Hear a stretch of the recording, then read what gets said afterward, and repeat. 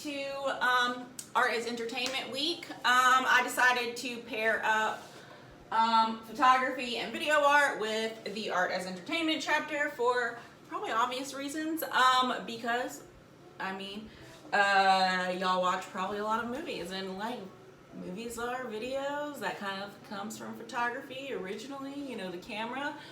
So yeah, it just made sense to me.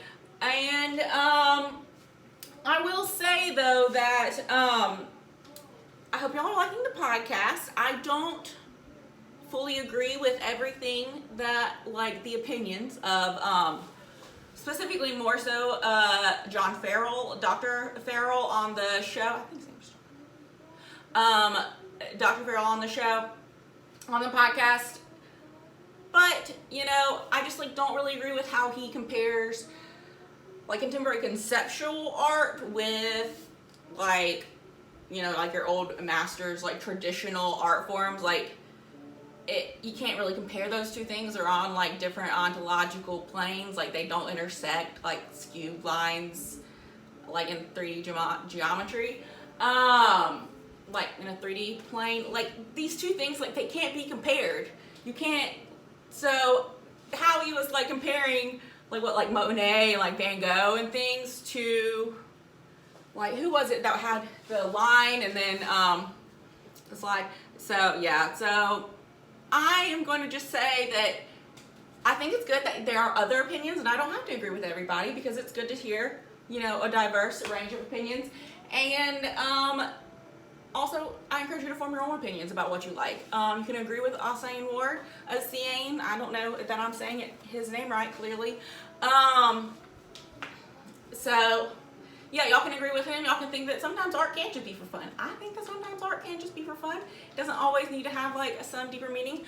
And it can still be art, because perhaps we'll get into that more, like, whenever we have our socially engaged art week, though. So, we're really gonna push the bounds of what is art. And yeah, I'm a little bit interested to see what they think of all of the other art that's coming up in the later chapters of this book. So yeah, I hope y'all like the podcast. I'll get started on this lecture. Alright, okay, so I'm gonna start with a basic history, not really. This is history of photography. This is not necessarily the history of photography so much the history of a camera, although I guess, like, to a certain extent the history of photography is tied to the history of the camera. Well, you can just like first. Yeah, whatever. It is what it is. I thought it was cute, and it gets the point across. No, I don't need to know that much about this. It just gets the point across. It doesn't matter. Okay, so history of photography. The camera obscura was invented in 1021, and it was like a whole room, and it like project a mirror image, and you gotta like draw it out. Yeah, it was a lot. Like, definitely nothing like we have today. Not that any of this is. First portable camera in 1685. First photograph, Kodak. So you see our progression of film and how we have progressed. So at the beginning of the camera, they were very large. They took a long time. You had to sit still, and then in 2000 we had the first camera phone, and now everybody has a camera with them at all times. Yeah, so next. So the word photography derives from two Greek words, phos meaning light, and graphin, here, this is easier, graphin meaning to draw, or writing with light. Before the digital era, traditional photographic processes recorded an image onto a light-sensitive material which darkened when it was exposed to light. Because this produces what is known as a negative, or a piece of film or paper which the light and darks are opposite of what we see in life with the tones reversed. The image is repeatable. This negative can be reversed again with chemicals or by re-exposure to light to make an infinite number of positive prints called photographs. Okay, so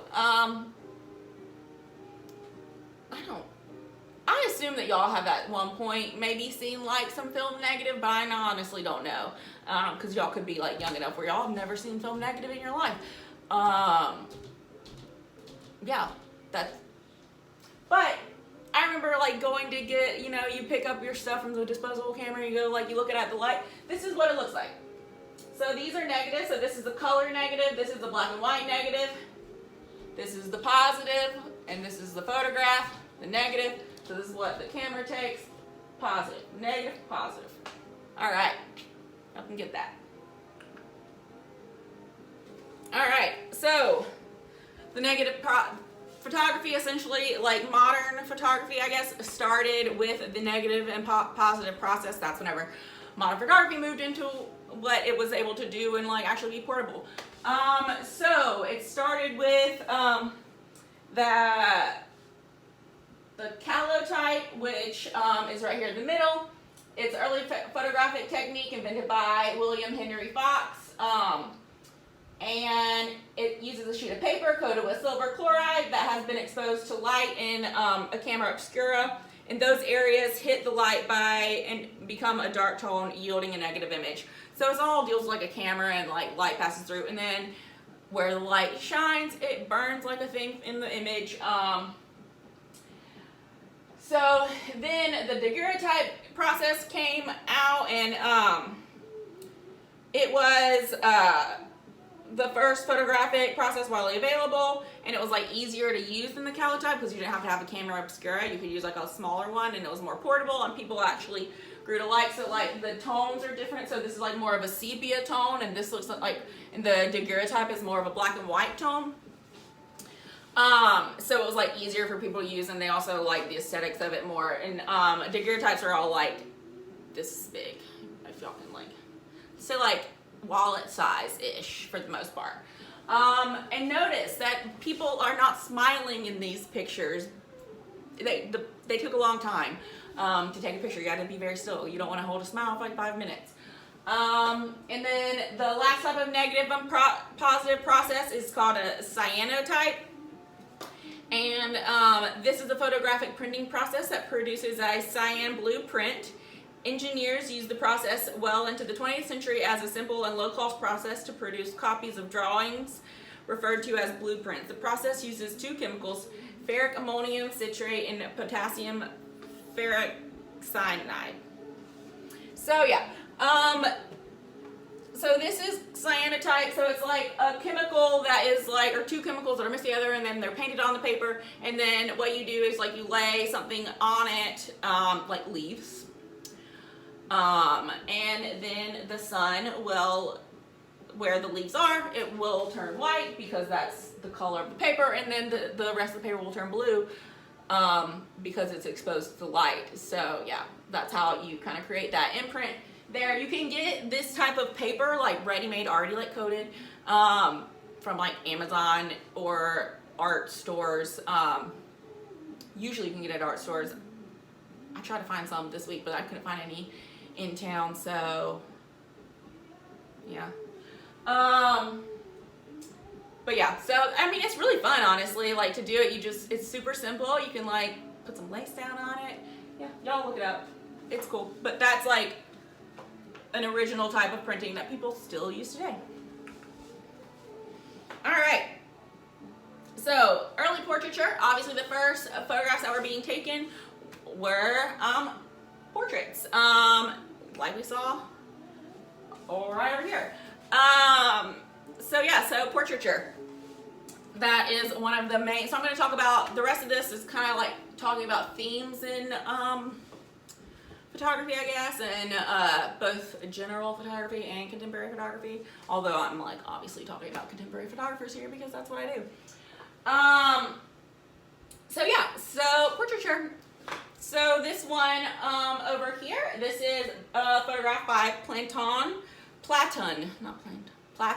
So he is a British Greek photographer, and he's like super well known, and he's like he's photographed like everybody famous that you can think of, like Obama, Colin Powell, the Dalai Lama, Putin,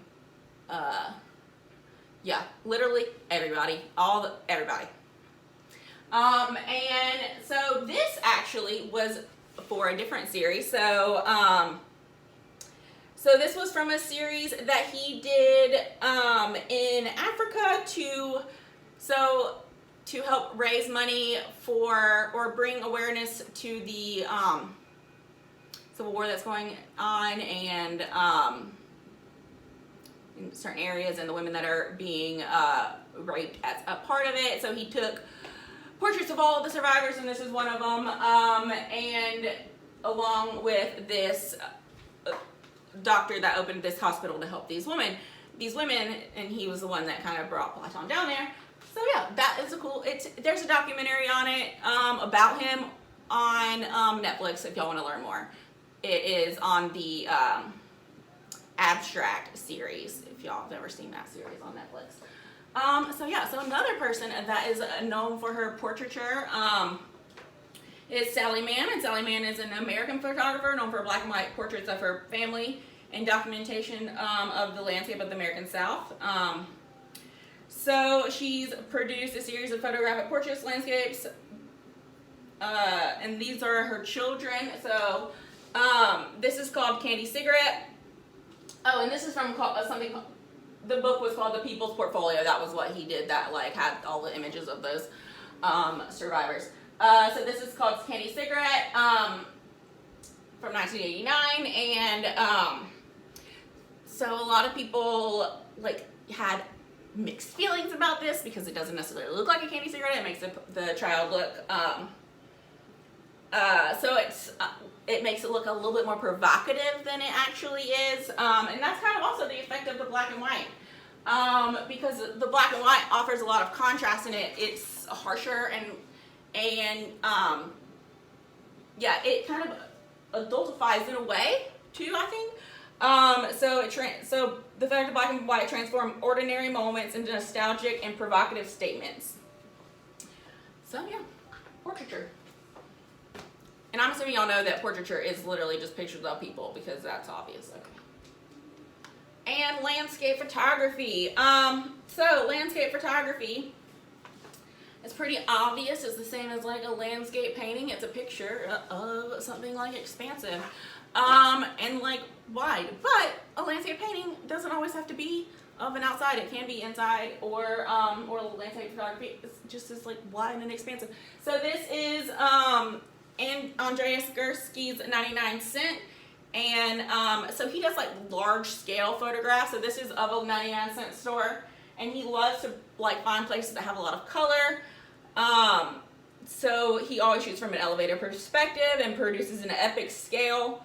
And he shows the individual or grandeur of a supermarket, soccer players, windows, buildings. So yeah, the landscape photography, it's really cool. He's one of the photographers. There's more information about him if y'all want to find out.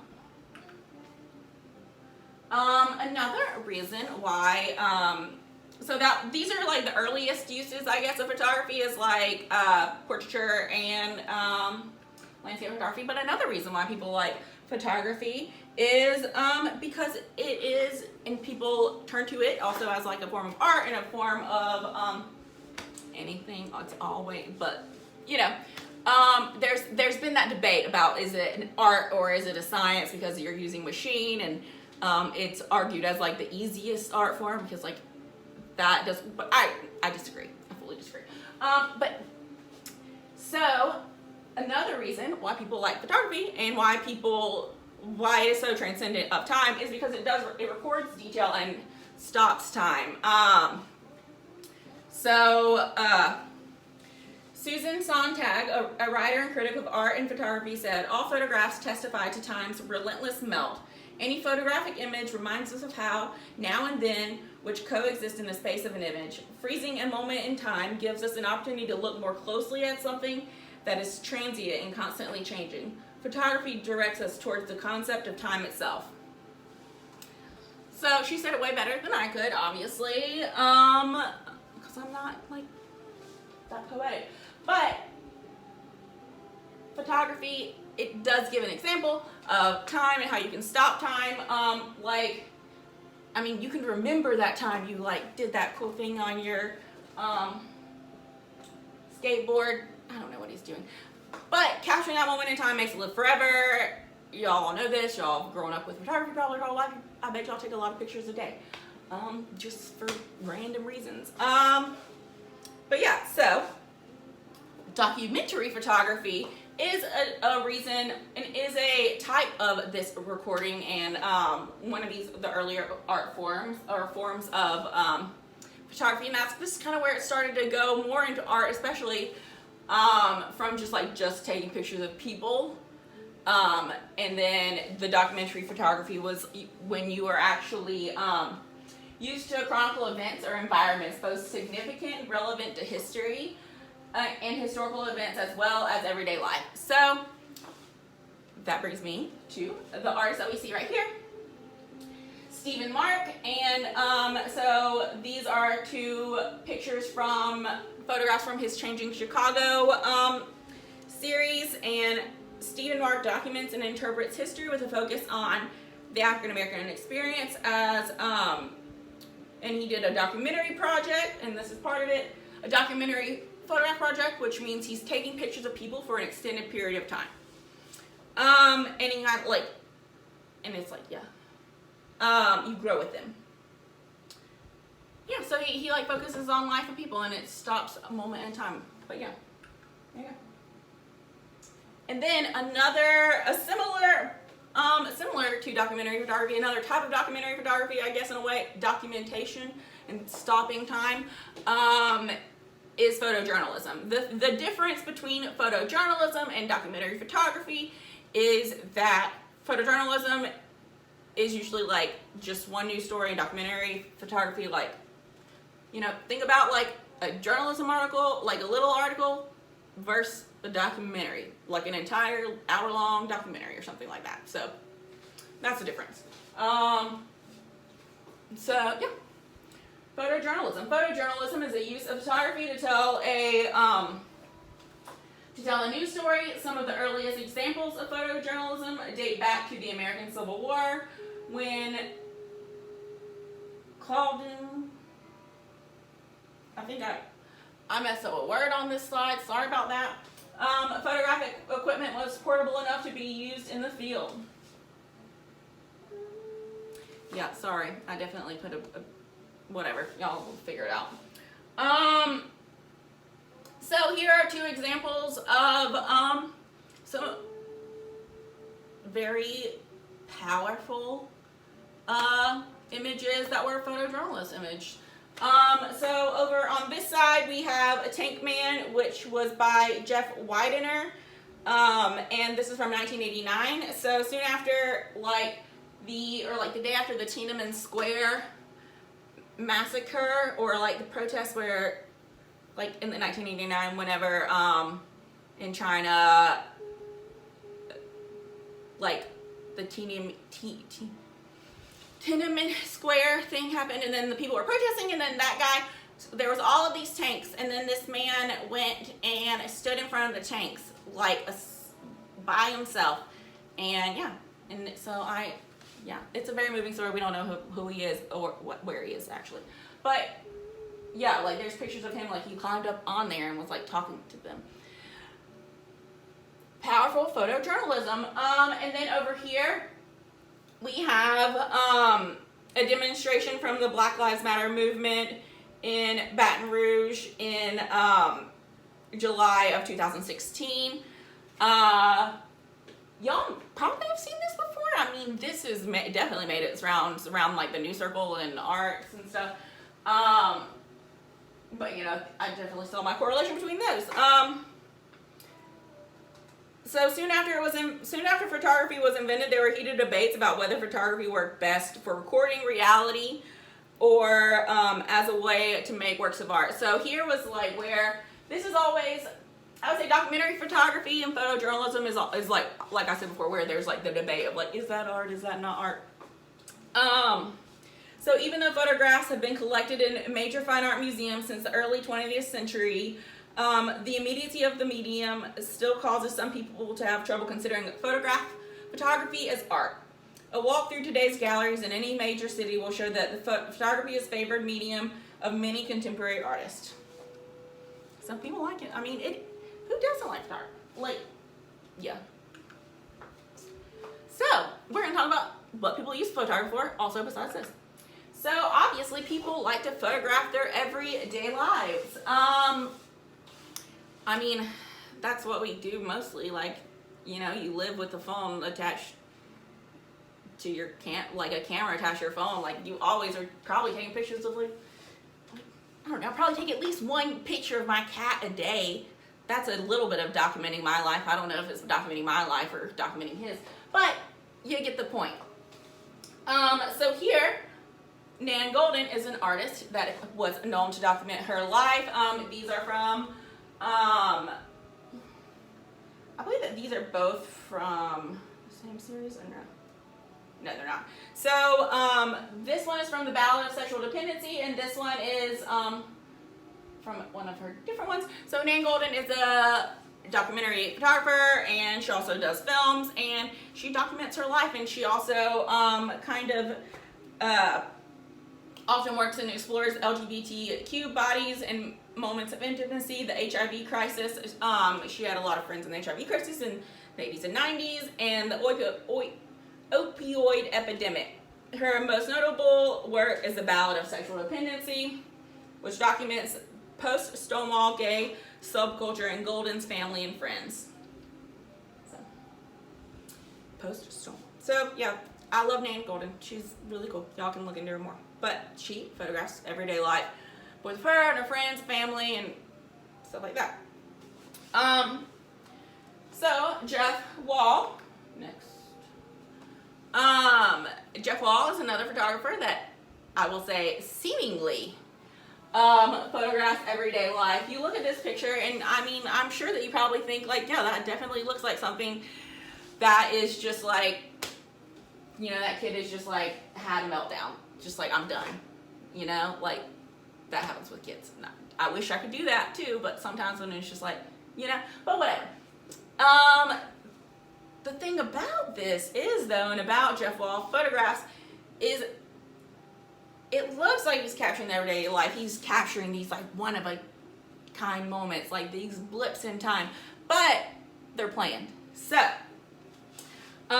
Jeff Wall actually makes large-scale color images that seem to capture people engaged in everyday life, but are in fact largely staged. So yeah, he spends a long time, like actually, like he thinks of these ideas and he like, yeah, he stages it. So, and they're large scale photographs. How you end up seeing them in like a museum or a gallery or something. So I would say like probably the size of like this whole thing, probably about the size that I have it now. You know, maybe larger even, probably larger, honestly. And then they're backlit like an advertisement.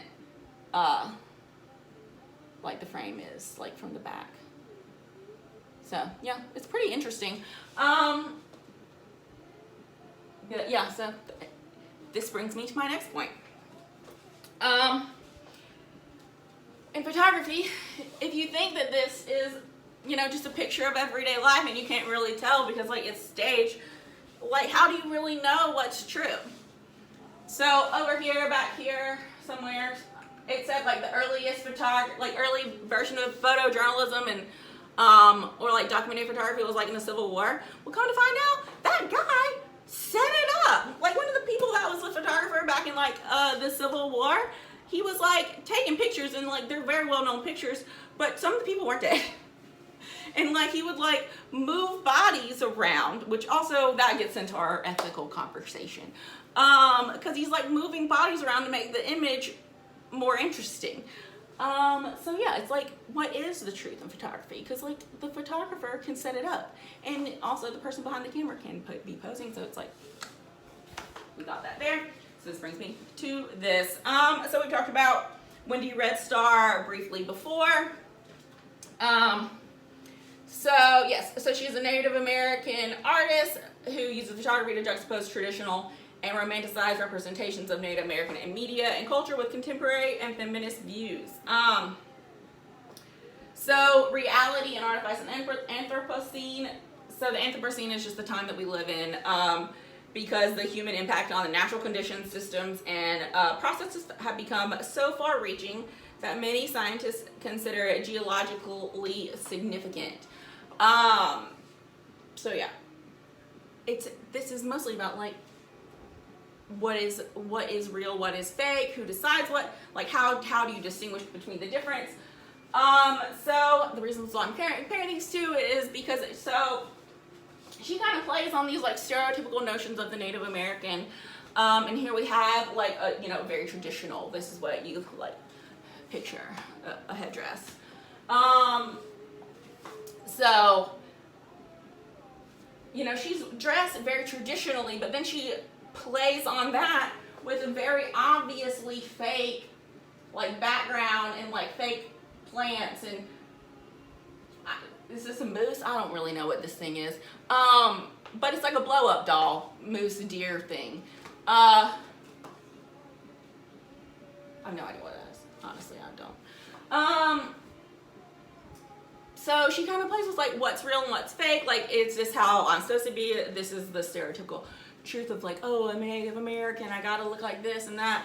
But obviously there is like the fakeness. And it's like, where is the truth? Another person that kind of plays with like perception and photography, and like blurs the lines, because some people, they want it. So Jeff Wall, obviously, he knows that his photography is like meant to look like, a moment in time that was like just caught by stage. But it doesn't necessarily look staged. Like, it doesn't look out of the ordinary that much. I mean, yeah, kids on the ground, but it's not that different. This is obviously staged. This looks a little bit different. But over here, again, she is clearly not trying to play with the idea of reality. But you look at this, and this is where this one really, so this is Sandy Skoglund. Y'all read it.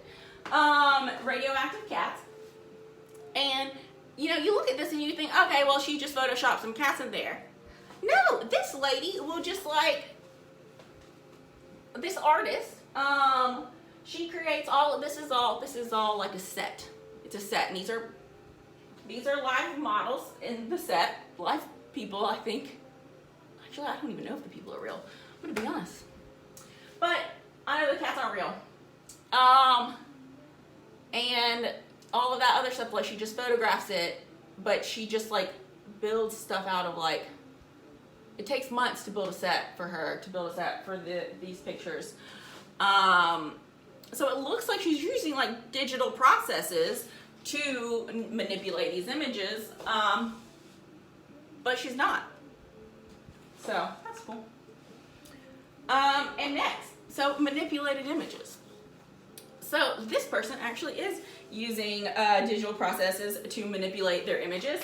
So this is the artist Ramzi Masri. Sorry, I meant to put his name up there. I just completely forgot. So Ramzi is an artist that I've been following on Instagram for like a little while because he makes me so very happy. But he takes photographs, and then he uses his like Photoshop and like Illustrator and stuff, and then he makes the photographs like colorful all over. So these, like, you can tell that this is not how this, this is not the color. Rainbow smoke doesn't usually come out of what is that called? The hole in the ground thing. So yeah, I like his work. He uses Photoshop, and he has like this little pen, and like, yeah, he like uses colors and puts colors over different parts of the photos that he takes. It's cool. Manipulated photographing. And this is a digital process of manipulation. So a more analog process of manipulation is collage. I'm sure that everybody's probably been doing some form of collage. Like, I assume that y'all did it at some point in your elementary school, at least. It's just taking pictures and then cutting them out and gluing them down with other pictures.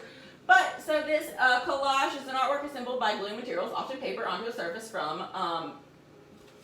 and it's from the French coller to glue. So this is Lorna Simpson. So this is Earth and Sky 24. This is Jet 21, and this is Speechless. So these are collages. So she re-examines photography as a conceptual medium. Lorna Simpson's work explores the experience of African American women in contemporary society. Simpson's imagery is culled both from original photographs and those she collects from eBay and flea markets. So she kind of plays on, like, and I feel like I maybe used her before, but I'm not sure. I think I used her wigs before, though. She is playing on the idea here also of like the beauty industry and beauty standards and black women's hair. And yeah, y'all can read about it because I put a link to a thing on the, I think there should be one about these works specifically. But yeah, this is collage.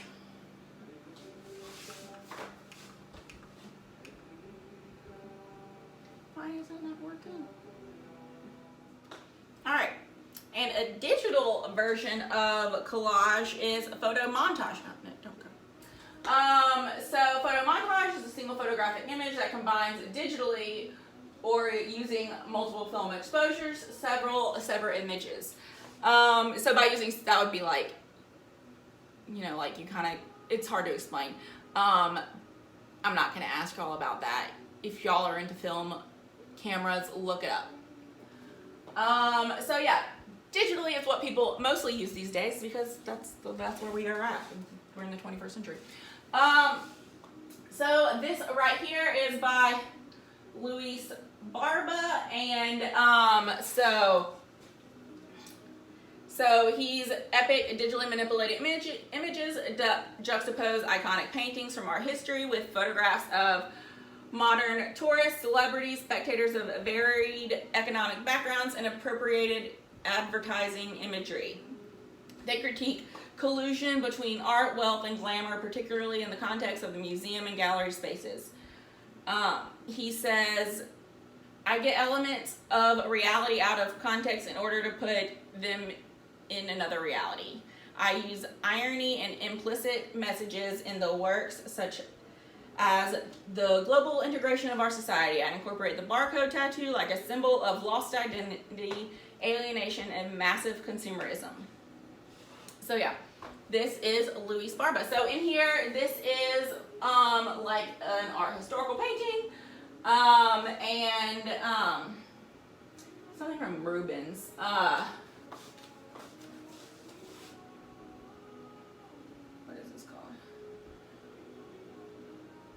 So this is called Travelers in Time. So, you know, he puts like, y'all can see there's so many things in here. Just random people, there's Taylor Swift, Karl Lagerfeld.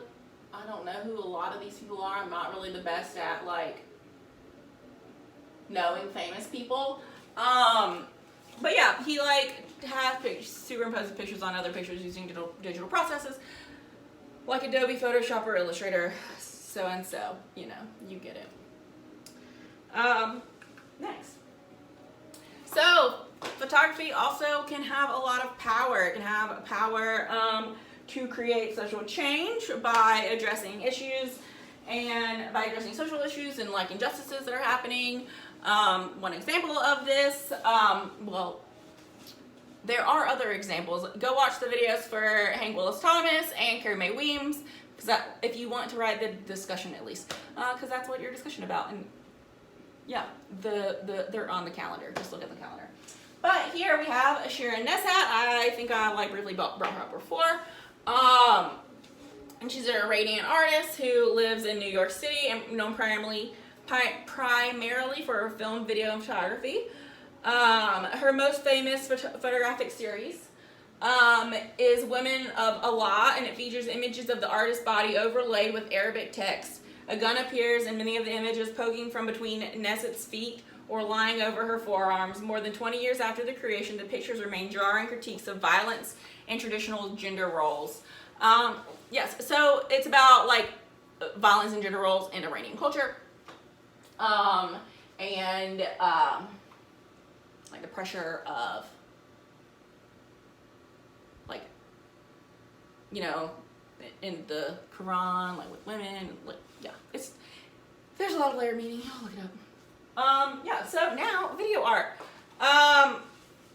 So video art is what it sounds like. Video art can be movies. It can be, but you know, movie people and video art people, like generally, it's not like the same usually because like a movie is like more mainstream. It makes money, and has a plot, and a lot of video art does not necessarily have like a plot and like characters or like a storyline. It just like is, in a way, you know, like just like art. It just is. So yeah, before video art, there's film art, but a lot of people don't make films anymore because film is expensive. That's the difference between video and film. Film is it's like a camera that has film. That's not a digital camera, not a digital video recorder, and it's like all wound up. So yeah, when you run out of film, you run out of, like, you gotta get a new film. And then you gotta like develop that whole roll. It's time consuming and it's expensive. And that's why a lot of people use digital film or digital recording. And it's cheaper, easier, backs up to the cloud, you know.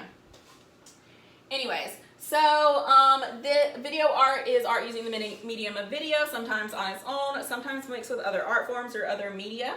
Video art is often shown in a gallery or art museum. In terms of content, it may reflect or respond to other media such as films, cinema, or TV. Video art emerged when the boundaries between traditional art practices were becoming blurred. It grew in part from the need for artists to record performances based on works in the 1960s. Video is instant and the equipment is accessible from a high street to relatively low cost. A lot of work made on film is transferred to video once it's recent, basically, I'm just reading this. Film is now being transferred to video because, yeah, it's cheaper and it's easier to manage and stuff. And I'll talk about Makita Rottenberg. So these are stills from Makita Rottenberg's video called Mary's Cherries, and it is honestly so weird. But I like it. It's just so weird. So up at the top, you have this. This is where this video goes. This is how it starts. You have somebody growing her nails, and like there's a light that makes the nails grow, and it's powered by this person down here, and the nails grow fast, and then she cuts them off, and then they fall down, and this lady turns them into cherries. And this is like a metaphor, and like they keep dropping down. And yeah, so this artist is like, she hires people that she finds off of personal websites and like their own personal like job websites. So these were like fantasy women wrestlers that she was like just paid to have them in her video. And yeah, so they're at 3 different, yeah, it's interesting. If y'all want to watch it, y'all can. Yeah, I have a link to where it will take you, I think, to a video. So if you want to watch it, go for it. But yeah, this is video art, and I'm going to show y'all one last piece of video art. Because sometimes video art is weird, sometimes it takes things that already exist. So this is an example of an artist that, rather than create his own scenario of a video, he did it in some way of preparation.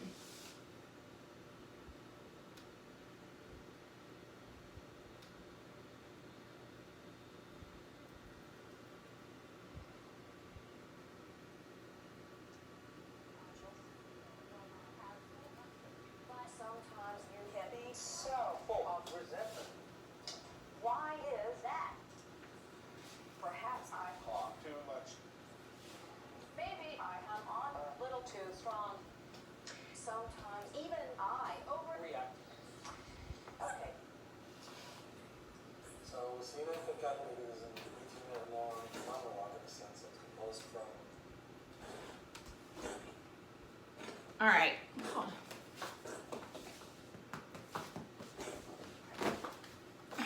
Sorry, my cat's literally having an asthma attack right now, but this is the last slide, so I'm just going to get this over with. All right, so this is Omar Fast. He's a video photographer, And yeah, or he does video, he's an artist, and he took, for this video in particular, he took a bunch of clips from CNN, and it's like a monologue that's like 18 minutes long, and it was made right after 9/11, and it kind of like speaks on his thoughts after 9/11.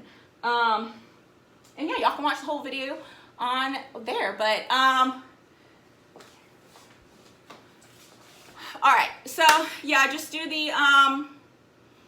the discussions and art assignments if you want to, and yeah, let me know if y'all have like any questions, comments, concerns about anything in the class. And yes, one last thing before I sign off, if you got that email, do let me know if you're okay. If you get COVID, like, I do want to know. Like, I want to know that you're alive, so yeah, be safe, wear a mask, please, and yeah, good luck, bye.